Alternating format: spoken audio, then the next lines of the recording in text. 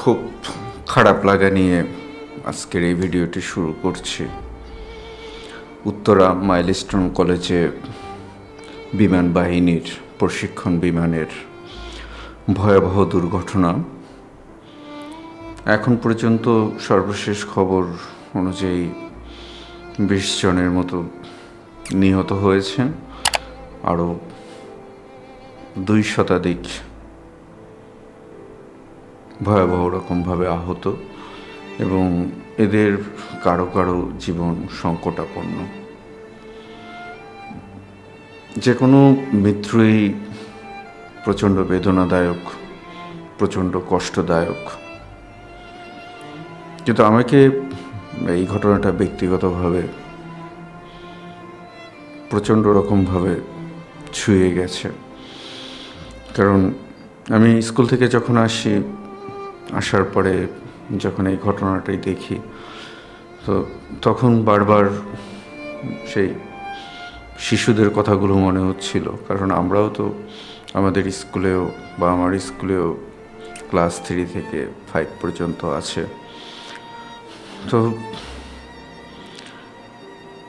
এই দেখে আসলাম বাচ্চাদেরকে, তাদের দুষ্টুমি, তাদের খুনসুটি, তাদের মান, তাদের অভিমান, তাদের ভালোবাসা।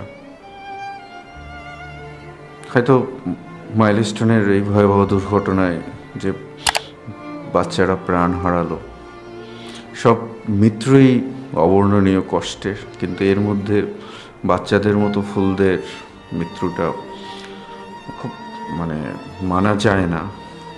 আমি হয়তো কালকে গিয়ে আমার বাচ্চাদেরকে দেখব, কিন্তু ওই শিক্ষকরা বা ওই বাচ্চারা হয়তো আর কোনো দিনও তাদের দেখা হবে না।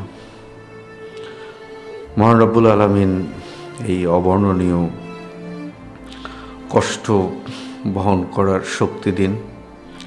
নিহত এবং আহতদের পরিবারকে মহান রব্বুল আলামিন এই শোক সইবার শক্তি দিন, এবং পাইলট সহ যারা নিহত হয়েছেন, মহান রব্বুল আলামিনের কাছে তাদের আত্মার মাগফিরাত কামনা করছি। তো আজকে খুব বেশি কথা বলবো না। আপনারা ইতিমধ্যে দেখেছেন যে ষষ্ঠ গণবিজ্ঞপ্তির 18তম উত্তীর্ণ 35+ বয়সরা তারা যে রিট করেছিলেন, সেই রিটের শুনানি আজকে হয়েছে এবং আদালত লিভ গ্রান্ট করেছেন। আমরা একটু দেখে আসি। তো আপনারা স্ক্রিনে দেখতে পাচ্ছেন, এটি হচ্ছে সেই মামলা। এটা 9/7/2025 তারিখে চেম্বার জজ আদালতে, তারপরে 10/7/2025 তারিখে চেম্বার জজ আদালতে, তারপর 14/7 তারিখে নিয়মিত বেঞ্চে, এবং 21/7/2025 তারিখে কোর্ট 1 মামলা আপিল বিভাগের কোর্ট 1 লিভ ইজ গ্রান্টেড এটা এই রায় দেন। এর মানে হলো যে এনটিআরসিএ যে আবেদন করেছিলেন আপিল, সেই আপিল আবেদন মহামান্য আপিল বিভাগ গ্রহণ করেছেন, এবং এইখানে মহামান্য আদালত কোনো স্টে বা ইন্টারিম কোনো আদেশ দেননি।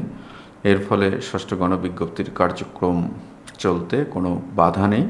ষষ্ঠ গণবিজ্ঞপ্তির কার্যক্রম স্বাভাবিক গতিতেই চলবে। আর প্রশ্ন যেটা, সুপারিশ কবে নাগাদ হতে পারে?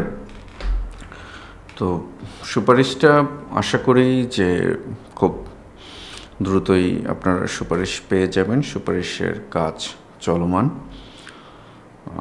নির্দিষ্ট দিনক্ষণ তারিখ এটা আমার জানা নেই, তবে আশা রাখি এই সপ্তাহে না হলেও সামনের সপ্তাহে ইনশাল্লাহ আপনারা পেয়ে যাবেন।